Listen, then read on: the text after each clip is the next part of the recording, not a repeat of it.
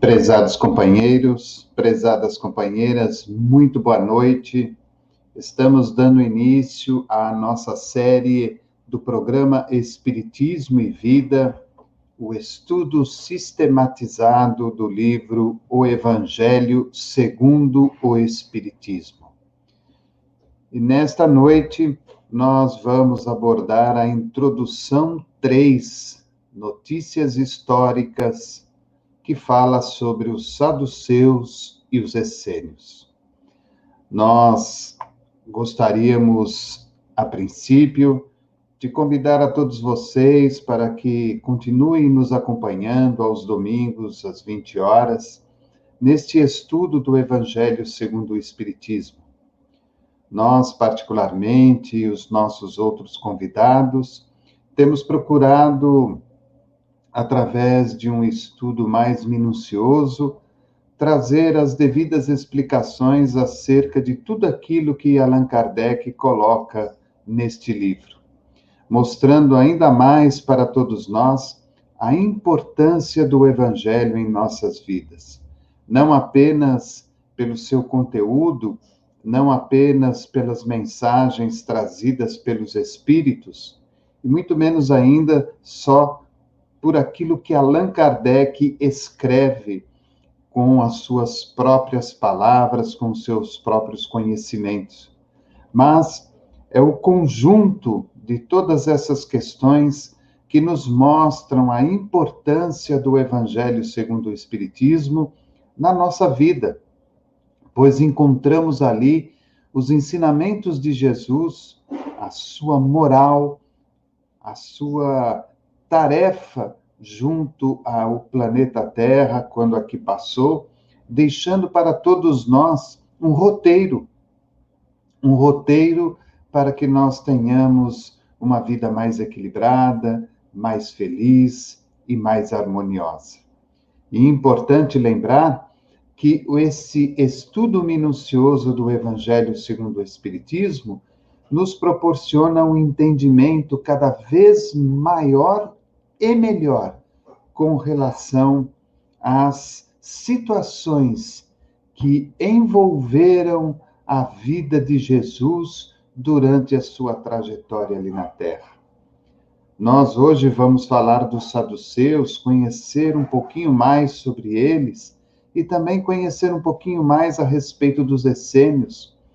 Como também já tivemos a oportunidade de conhecer algumas outras personagens, teremos ainda pela frente a oportunidade de conhecer outras personagens que fizeram parte deste momento da história da humanidade. Vamos poder entender e compreender melhor a doutrina de Sócrates e Platão e, posteriormente, entrar nos textos do Evangelho segundo o Espiritismo, deixados por Allan Kardec, e entender não só as palavras do próprio codificador, mas também compreender um pouco melhor o porquê que Kardec coloca nesses textos, nesses capítulos, determinadas mensagens de determinados espíritos, mostrando-nos a interação entre ele, a sua equipe espiritual e todos esses demais espíritos que, de uma maneira indireta, deram a ele o suporte para que a doutrina fosse codificada. Então, vamos ao nosso assunto de hoje, que é a introdução 3, Notícias Históricas, Saduceus e Essênios. Os saduceus, eles fazem parte dessa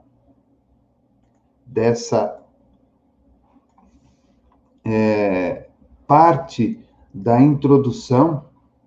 Então, nós vemos aí uma pequena imagem dos saduceus, que era uma seita ou um grupo de judeus presente na Judéia durante o período do Segundo Templo, desde o século II a.C. até a destruição do templo em 70 depois de Cristo. A seita foi identificada por Flávio Joséfo com o com o alto escalão social e econômico da sociedade judeia. O grupo cumpria variadas funções políticas, sociais e religiosas, dentre as quais se pode mencionar a função de manutenção do templo. Os saduceus são frequentemente comparados com outras seitas do período, como, por exemplo, os fariseus e os próprios essênios. Então, nós vemos que esse grupo de judeus, né, ele esteve presente na Judéia durante o período do Segundo Templo, que o próprio Vitor Hugo explicou no vídeo anterior de domingo passado, né, na destruição do primeiro templo e depois na construção do segundo templo, que ocorreu desde o século II a.C. até a destruição do templo em 70 depois de Cristo. E nós observamos já neste texto que os saduceus, eles tinham assim uma influência muito grande na questão social e na questão econômica da sociedade judaica. E o mais importante, eles muitas vezes eram comparados com os fariseus e os próprios essênios. Então, nós vamos observar, já no estudo feito pelos fariseus anteriormente, que os próprios saduceus, eles acabavam se confundindo com os próprios fariseus e com os essênios, que também nós vamos estudar no dia de hoje. Acredita-se que a extinção do grupo ocorreu algum tempo depois da destruição do templo de Herodes, em Jerusalém, no ano de 70 depois de Cristo. Então, acredita-se que depois da destruição do templo de Herodes, lá em Jerusalém, 70 depois de Cristo, esse grupo acabou se dizimando, acabou se dissolvendo, houve uma extinção dos saduceus, até por uma questão de desenvolvimento e de progresso daquela época. Com a destruição do templo, os saduceus, aqueles que ainda se mantiveram fiéis ao seu compromisso, acabaram com isso partindo para outras regiões também e partindo para outros segmentos religiosos. As responsabilidades religiosas dos saduceus incluíam a manutenção do templo de Jerusalém. Então, eles tinham algumas responsabilidades, eles tinham alguns compromissos, eles tinham determinados comprometimentos com relação à sua vida comum. E uma delas, na questão religiosa, era manter o Templo de Jerusalém. Seu alto status social era reforçado por suas responsabilidades sacerdotais, conforme determinado na Torá. Então, eles tinham um alto status dentro da sociedade. E isso se fazia presente principalmente pelas suas responsabilidades sacerdotais, quer dizer, eram sacerdotes do templo, e seguiam determinadamente as questões da Torá. Os sacerdotes eram responsáveis por realizar os sacrifícios do templo, ou no templo, o principal método de adoração da antiga Israel. Então, o principal método de adoração antigamente em Israel eram os sacrifícios realizados no templo de Herodes, lá em Jerusalém. E quem fazia esse tipo de atividade eram os sacerdotes saduceus. Isso incluía presidir sacrifício durante os 3 festivais de peregrinação a Jerusalém. Então, quando era a época dos 3 festivais de peregrinação lá em Jerusalém, eram eles que presidiam essas atividades e eram eles que realizavam os sacrifícios no templo. Suas crenças religiosas e status social se reforçavam mutuamente pois o sacerdócio frequentemente representava a classe mais alta da sociedade judaica. Então, aos olhos das outras pessoas, aos olhos de todas as outras crenças religiosas e de toda a sociedade, por eles serem sacerdotes do templo, eles pertenciam à classe mais alta da sociedade judaica. São aqueles que ficam no topo da religiosidade, no topo da sociedade, pela condição de sacerdotes do templo. No entanto, os saduceus e os sacerdotes não eram completamente sinônimos. Então, você tinha ali sacerdotes e tinham aqueles que eram somente saduceus. Nós vamos observar que nem todos os sacerdotes, ou sumos sacerdotes e aristocratas, eram saduceus. Muitos eram fariseus e muitos não eram membros de nenhum grupo. Então, aí nós vemos uma mistura dentro do templo. Nós temos os saduceus, temos os sacerdotes, temos os sumos sacerdotes, temos aqueles que eram os aristocratas da época, que muitas vezes não eram saduceus, não seguiam a crença religiosa dos saduceus. E muitas vezes encontrávamos entre eles, entre esse grupo, alguns fariseus. Então, era uma mistura entre fariseus, saduceus, os sacerdotes, os sumos sacerdotes, os aristocratas. Acreditamos nós que, pelo contexto da história que já foi apresentado anteriormente pelos expositores, e por isso que hoje nós estamos aqui observando, o templo, ele abrigava ali os fariseus, abrigava ali os escribas, abrigava ali os sacerdotes, os sumos sacerdotes, os aristocratas, os saduceus, abrigava um grupo ali muito grande de pessoas em que somente aqueles que eram os sacerdotes é que guardavam perante a sociedade e perante os grupos religiosos a posição de status, a posição de mandatários daquele espaço, daquela comemoração, daquele encontro, tanto que eles é que realizavam os sacrifícios.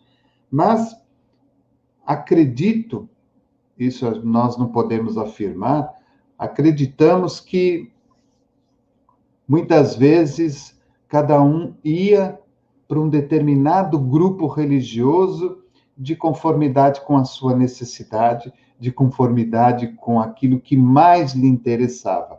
Afinal de contas, nós vivíamos naquele instante dentro de uma sociedade extremamente materialista, dentro de uma sociedade extremamente voltada aos benefícios materiais da vida.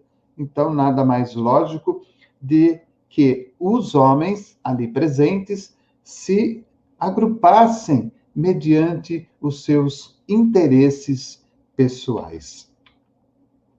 Os saduceus, eles supervisionavam muitos assuntos formais do Estado. Então, vejam vocês como que os saduceus tinham uma influência muito grande dentro do Estado. Eles administravam o Estado internamente. Então, eles tinham muita influência. Representavam o Estado internacionalmente. Participavam dos sinédrios, assembleias que funcionavam como o legislativo e judiciário da antiga Israel, com cada cidade possuindo um, sendo o grande sinédrio o mais importante de todos, que representava toda a antiga Israel.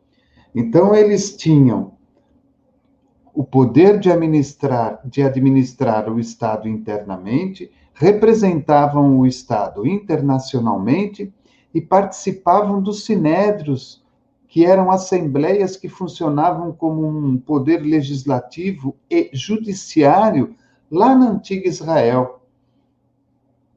Cada cidade possuía um sinédrio, sendo que o grande sinédrio era o mais importante de todos e que representava, na sua totalidade, a antiga Israel. Então vejam vocês o poder religioso e político dos saduceus, que, como disse anteriormente, se misturavam com os fariseus, com os escribas, e todos eles, aqueles que principalmente estavam no alto escalão, como os sacerdotes, é que guardavam em suas mãos esse poder, essa predominância perante o povo, perante o governo, perante a sociedade de um modo geral. Frequentemente, lá nos sinédrios, e principalmente no grande sinédrio, os saduceus frequentemente encontravam os fariseus. Os saduceus também coletavam impostos. Eles equipavam e lideravam o exército. Olha que interessante. Eles se encontravam com os fariseus lá nos sinédrios, no grande sinédrio, coletavam impostos e equipavam e lideravam o exército. Regulamentavam relações com o Império Romano. Regulamentavam relações com o Império Romano. Então vejam que havia aí é como se fosse uma troca de favores, né? Eles participavam do Império Romano, regulamentando todo tipo de atividade existente entre eles e o próprio Império Romano. Mediavam queixas domésticas. Então, quando havia um problema doméstico, um problema de ordem familiar, eles eram os mediadores dessas queixas. E, após ouvirem, davam o seu veredito. Vamos ver o que Allan Kardec, no Evangelho segundo o Espiritismo, fala a respeito dos saduceus. Seita judia que se formou por volta de 248 a.C., assim nomeada devido a Sadoc, seu fundador. Os saduceus não acreditavam nem na imortalidade da alma, nem na ressurreição, nem nos bons e maus anjos. Entretanto, acreditavam em Deus, mas não esperavam nada após a morte. Somente o serviam em vista de recompensas temporais que, segundo a crença que tinham, era ao que se limitava a sua providência. A satisfação dos sentidos era para eles o objetivo essencial da vida. Olha que interessante, eles não acreditavam na imortalidade da alma, nem na ressurreição e nem nos bons ou maus anjos. Entretanto, eles acreditavam em Deus, mas não esperavam nada após a morte. Somente serviam a Deus em vista de recompensas temporais, materiais, momentâneas, que, segundo a crença que tinham, era ao que se limitava a providência.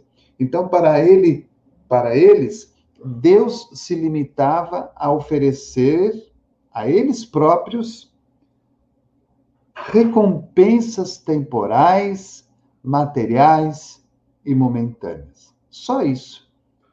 Deus servia para esse tipo de situação. Então, eles não viam nada além da morte, não acreditavam na imortalidade da alma, na ressurreição, nos anjos bons ou ruins. Para eles, Deus existia simplesmente para oferecer-lhes as bonanças da vida material, os gozos da vida material. Por isso que eles iam ao templo oferecer as suas oferendas em troca desse favor com Deus. Quanto às Escrituras, os saduceus se prendiam ao texto da antiga lei, não admitindo nem a tradição, nem nenhuma interpretação. Colocavam as boas obras e a execução pura e simples da lei acima das práticas exteriores do culto. Eram, como podemos ver, os materialistas, os deístas e os sensualistas da época. Olha que interessante. Eles se prendiam simplesmente ao texto da antiga lei e não admitiam nenhum tipo de tradição, nem nenhuma interpretação além daquilo que estava escrito na antiga lei. Eles colocavam as boas obras e a execução pura e simples da lei acima das práticas exteriores do culto. Mas, como Kardec fala, eles eram os materialistas, os deístas e os sensualistas daquela época. Essa seita era pouco numerosa, mas contava com personagens importantes e se tornou um partido político constantemente oposto aos fariseus. Então vejam a influência de tudo isso. Era uma seita pouco numerosa, mas contava com personagens importantes, provavelmente alguns sacerdotes muito importantes. E acabou se tornando um partido político que constantemente andava em contraposição, em contramão aos fariseus. Apesar deles estarem juntos nos sinédrios, no grande sinédrio, no templo, mesmo assim eles eram opostos uns aos outros. Porque tanto os fariseus como os saduceus eram extremamente materialistas. E Kardec coloca que os saduceus, além de materialistas, eram também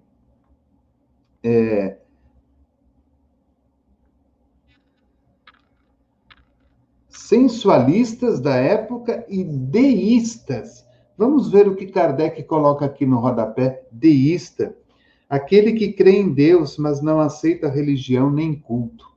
Então, é aquele que acredita em Deus, mas não aceita nenhum tipo de religião, nem culto. E vocês vejam como que é interessante, não é? O saduceu, ele, segundo Kardec, ele era extremamente materialista, extremamente sensualista e era deísta. E o deísta é aquele que crê em Deus, mas não aceita nenhum tipo de religião e nem culto. Mas, como para eles Deus era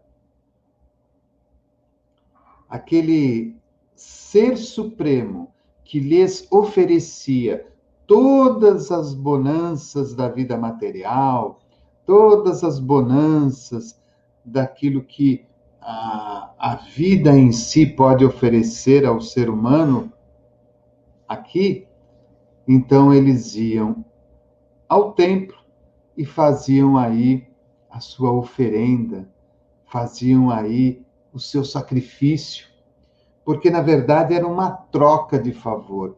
Eles não aceitavam de jeito nenhum tipo de outra religião e nenhum tipo de culto religioso, mas eles aceitavam sim o sacrifício,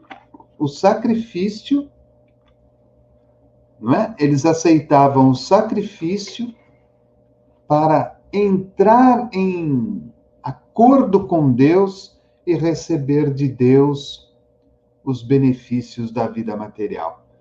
Então, essa é uma pequena ilustração a respeito dos saduceus, que ficam muito próximos dos próprios fariseus. Vamos falar agora sobre os essênios. Nós vemos aí uma pequena foto ilustrativa dos essênios. Os essênios ou essênios constituíam um grupo asceta apocalíptico messiânico do movimento judaico antigo, que foi fundado em meados do segundo século antes de Cristo e foram dizimados no ano de 68 com a destruição de seus assentamentos em Querã. Então, olha, é um grupo asceta, apocalíptico messiânico do movimento judaico antigo, que foi fundado em meados do segundo século antes de Cristo e foram dizimados no ano 68 com a destruição de seus assentamentos em Querã. O movimento já foi mencionado por autores antigos. Atualmente, tem-se redespertado o interesse pelo grupo após a descoberta dos manuscritos do Mar Morto e do levantamento arqueológico de Querã. Então, recentemente, houve aí um interesse de grupos de arqueólogos e pesquisadores com relação ao levantamento de Querã. E ao fazerem essa pesquisa, ou seja, ao começarem a buscar esse antigo levantamento, encontraram em jarros os manuscritos que foram chamados de manuscritos do Mar Morto.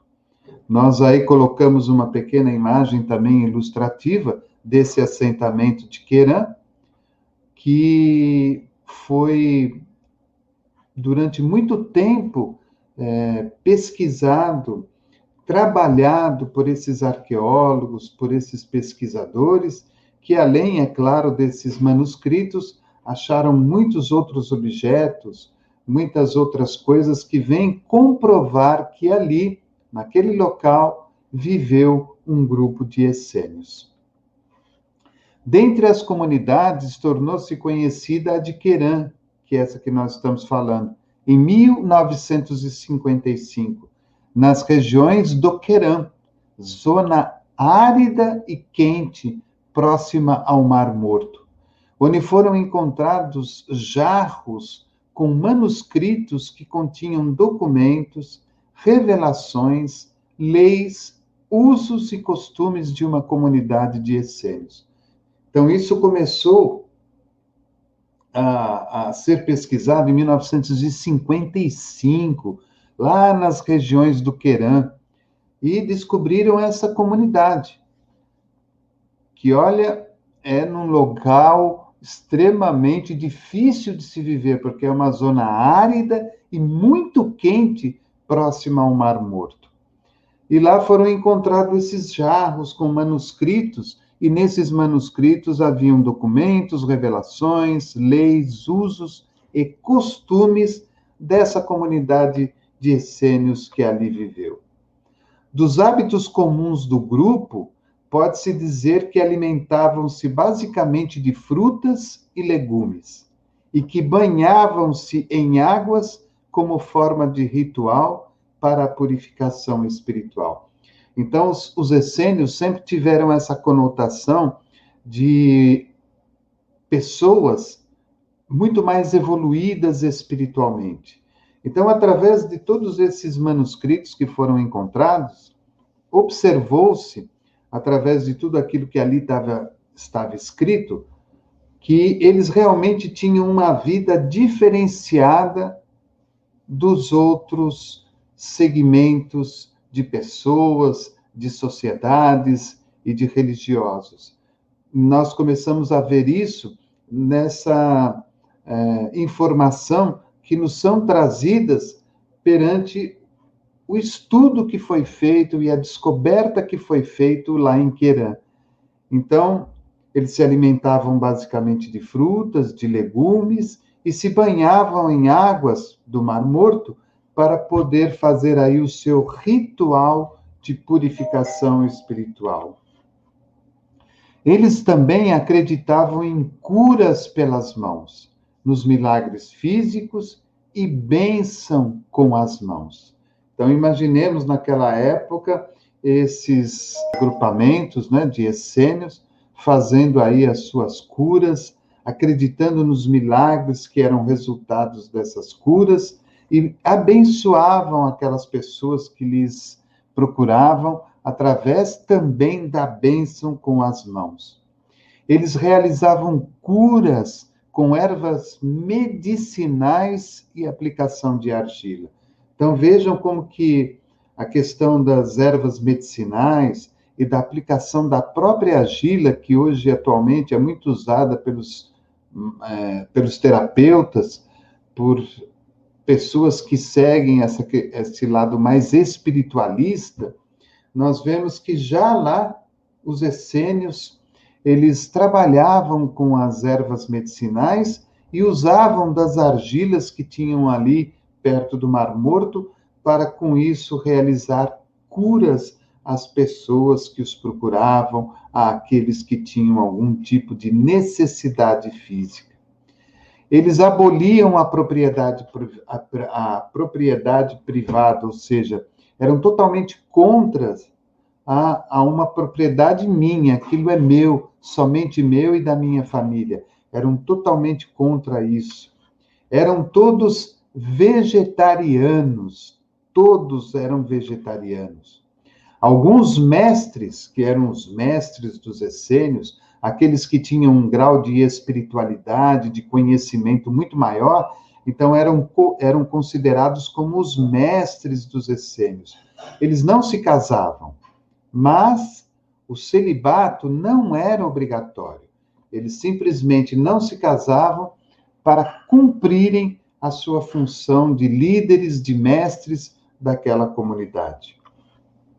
Eles tomavam sempre banho antes das refeições, que é aquele processo da purificação, né? Se utilizavam das águas do Mar Morto, no caso aí de Querã, para, antes das refeições, tomarem o seu banho, se purificarem, e aí poderiam, assim, com mais harmonia espiritual, degustar o seu alimento daquele instante. A comida era sujeita a rígidas regras de purificação. Então, a comida que eles preparavam para a sua alimentação também seguia determinadas regras muito rígidas de purificação. Não era feita simplesmente por fazer para saciar a fome. Todo aquele processo de fazer a comida tinha uma razão, tinha um porquê, tinha todo um segmento, uma regra para que ela pudesse ser feita adequadamente e servir adequadamente à necessidade de alimentação daquela pessoa naquele instante. Então, da mesma forma que a comida era preparada com regras de purificação, o próprio essênio, ele tomava o seu banho antes da alimentação para também se purificar. Então, a comida limpa, devidamente preparada, com regras de purificação. E o essênio, com o seu banho tomado e devidamente preparado para o alimento. Isso me lembra muito os ensinamentos que as terapias que hoje estão sendo redescobertas e reutilizadas na sociedade de um modo geral, não só aqui no Brasil, mas em toda parte do nosso planeta, em outros países, através dos terapeutas, através daqueles que são espiritualistas e se utilizam dessas terapias, nós vemos muito isso dos essênios, né? A questão de serem vegetarianos, a questão de terem uma vida mais regrada na questão da alimentação, uma vida mais regrada na questão da sexualidade, uma vida mais equilibrada dentro da sua limpeza pessoal, o cuidado especial com as refeições, o uso das mãos para as curas, o uso das ervas medicinais para a cura, o uso da argila para a cura, enfim, parece que todo aquele manancial de coisas boas e maravilhosas que ficaram esquecidas lá no tempo de Jesus, antes ou depois de Jesus, começam a retornar à sociedade neste instante de transição do planeta, para que nós possamos nos utilizar delas de forma benéfica, não só para nós, mas para aqueles que também vêm em busca da nossa ajuda e da nossa colaboração. Então, os essênios são um exemplo disso por aquilo que nós estamos aí vendo na apresentação. Eles realizavam o ritual do batismo nas águas para os iniciados. Acreditavam que a natureza, os seres humanos e todas as coisas vivas eram o verdadeiro templo de Deus, pois ele não habitava em lugares feitos pelas mãos dos homens. Olha que bonito, né? O relato encontrado pelos arqueólogos e pelos pesquisadores. Eles acreditavam que a natureza, toda a natureza, todos os seres humanos e todas as coisas vivas eram simplesmente o templo de Deus. Porque Deus não poderia habitar em lugares feitos pela mão do homem. Olha que interessante. Por isso que se nós voltarmos um pouquinho aqui para cima, nós vamos ver ali que eles aboliam a propriedade privada. Porque a propriedade privada é aquela que nós construímos para ser nossa, para ser da nossa família. Sendo assim, Deus não estaria presente ali. Então, Deus está presente com o seu templo na natureza, nos seres humanos, em todas as coisas vivas, e não naqueles lugares que eram feitos, construídos pela mão dos homens. Muito bonito esse trecho. Acreditavam que a natureza, os seres humanos e todas as coisas vivas eram o verdadeiro templo de Deus, pois ele não habitava em lugares feitos pelas mãos dos homens. Muito, muito bonito esse texto. Então vejam vocês que é um pequeno resuminho aí dos essênios. E agora nós vamos ver também o que nos fala Kardec a respeito dele. Porque Kardec coloca aí a sua orientação, né, no livro Evangelho segundo o Espiritismo, para os essênios. Ele fala que é uma seita judia fundada por volta do ano 150 a.C., no tempo dos Macabeus. No tempo dos Macabeus. Então, essa seita judia foi fundada mais ou menos por volta de 150 a.C., no tempo dos Macabeus. O que são os Macabeus? Nome de uma família que governou a Judéia desde o ano de 166 até 37 antes de Cristo. Nome de uma família que governou a Judéia desde o ano de 166 até 37 antes de Cristo. Então, era uma família, não é, que governava a Judéia.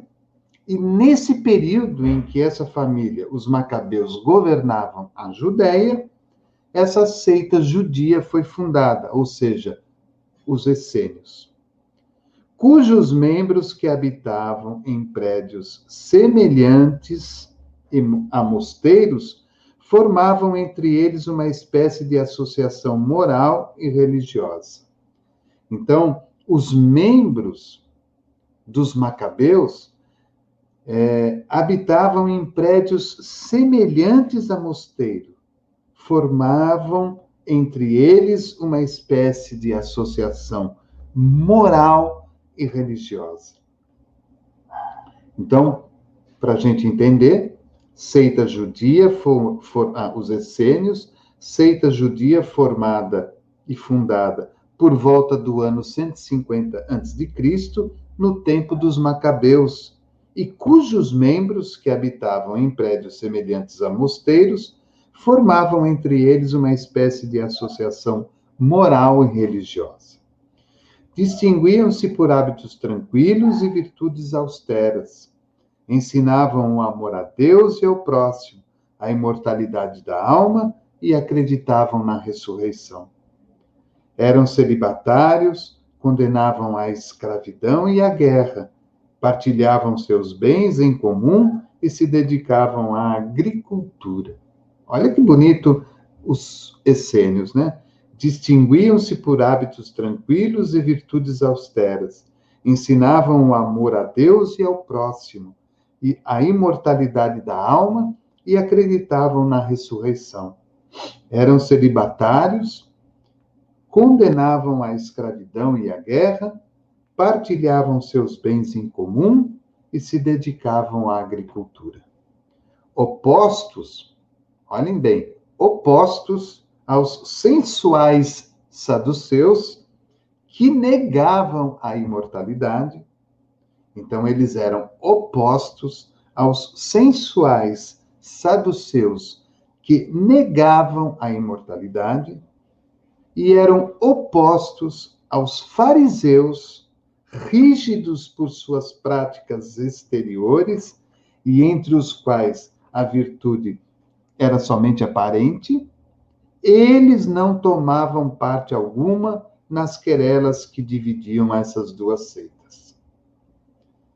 Opostos aos sensuais saduceus, que negavam a imortalidade, e aos fariseus, rígidos por suas práticas exteriores, e entre os quais a virtude era somente aparente, os essênios não tomavam parte alguma nas querelas que dividiam essas duas seitas. Seu gênero de vida, dos essênios, os aproximava dos primeiros cristãos, e os princípios de moral que professavam fizeram com que algumas pessoas pensassem que Jesus fez parte dessa seita, antes de iniciar a sua missão pública. Esse trecho é muito importante também. Seu gênero de vida os aproximava dos primeiros cristãos, e os princípios de moral que professavam fizeram com que algumas pessoas pensassem que Jesus fez parte dessa seita antes de iniciar a sua missão pública. Aí Kardec fala: o que é certo é que ele, Jesus, deve tê-la conhecido, mas nada prova que se filiou a ela, e tudo o que se escreveu a esse respeito é hipotético. Kardec até dá uma orientação aqui no rodapé, quando ele fala sobre o livro A Morte de Jesus, livro supostamente escrito por um irmão essênio, completamente apócrifo, cujo objetivo é servir a uma opinião e que traz em si mesmo a prova da sua origem moderna. Então, ele fala que esse livro, A Morte de Jesus, livro supostamente escrito por um irmão essênio, completamente apócrifo, cujo objetivo é servir a uma opinião particular, ou seja, do próprio escritor que se diz essênio, e que traz em si mesmo a prova da sua origem moderna. Mas aí Kardec, ao terminar sobre os essênios, ele fala: o que é certo é que ele, Jesus, deve tê-la conhecido, ou seja, deve ter conhecido sobre os essênios. Mas nada prova que se filiou a eles, ou a essa seita, e tudo o que se escreveu a esse respeito é hipotético. Então, nós aí estamos observando, né, os fariseus, extremamente virtuosos na fachada, os saduceus, extremamente sensualistas e contra totalmente a imortalidade da alma, e no meio deles, os essênios, que trazem aí uma lição de vida e de responsabilidade perante Deus, perante a natureza, perante os seres vivos, para todos nós. Então, são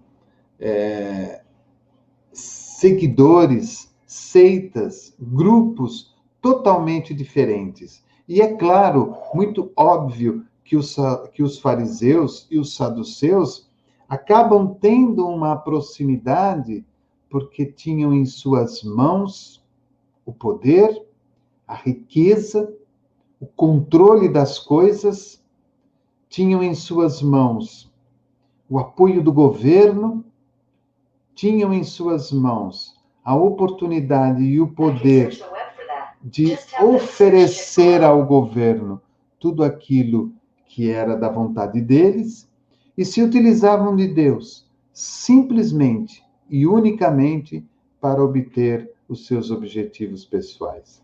Enquanto que os essênios simplesmente se utilizavam daquilo que os recursos da vida lhes oferecia para atingirem o seu desenvolvimento moral e o seu desenvolvimento espiritual. Então, fica aí o nosso registro da noite de hoje, a respeito dos saduceus, a respeito dos essênios, e nós queremos já convidar a todos para que no próximo domingo, às 20 horas, possamos aí dar continuidade a esse estudo do Evangelho segundo o Espiritismo. Quem estará conduzindo o estudo do próximo domingo será o nosso companheiro Marcos Cuba, aqui de Pindamonhangaba, do Centro Espírita Eurípides Barçanufo, que estará nos falando a respeito dos terapeutas. E antes de encerrarmos o nosso encontro, nós gostaríamos de agradecer ao nosso querido Paulo César Lodi, ao nosso querido César Sátiro, ao nosso querido Marildo Campos Brito, ao nosso querido Marcos Cuba e ao nosso querido Victor Hugo Guimarães, que são os colaboradores deste encontro do Evangelho segundo o Espiritismo, pelo carinho, pela dedicação, pela boa vontade, da qual têm eles participado já destes nossos encontros. Nosso projeto inicial era justamente trazer outros irmãos, outros companheiros de doutrina, para que pudéssemos dividir este espaço, esse horário, e cada um trazer aí o seu conhecimento, a sua experiência, trazer aí o seu estudo. Todos nós temos diversidades, todos nós temos experiências diferentes, todos nós temos estudos diferentes, e isso facilita ainda mais esse entrelaçamento no estudo do livro O Evangelho segundo o Espiritismo, mostrando a visão de cada um, mostrando o esforço de cada um para que o todo, que é o mais importante, possa compreender de uma maneira profunda a importância do Evangelho segundo o Espiritismo em nossas vidas. Entender as palavras usadas por Jesus, entender as parábolas utilizadas por Jesus, entender o significado das palavras e das frases utilizadas pelo nosso querido Allan Kardec. Então, de coração, eu agradeço a eles pelo apoio, pelo carinho, pela confiança de estarem conosco aqui no programa Espiritismo e Vida, dividindo este pequeno momento de estudo do Evangelho, onde o mais importante é levar ao coração daqueles que precisam a mensagem de Jesus e levar de uma maneira clara, objetiva, simples, mas constante,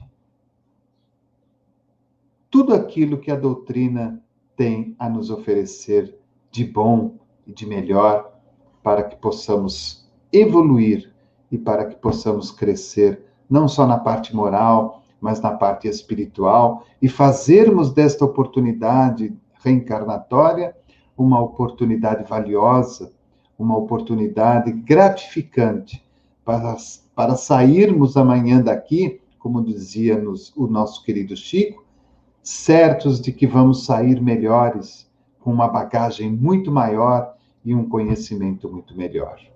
Desejo a todos uma boa noite, uma excelente semana e que o Divino Mestre Jesus abençoe seus lares, suas famílias, com muita saúde, com muita alegria e com muita paz. Então, o nosso estudo do Evangelho volta no próximo domingo, às 20 horas, com o nosso querido Marcos Cuba, dando continuidade às notícias históricas, falando a respeito dos terapeutas. Uma boa noite e que Jesus nos abençoe.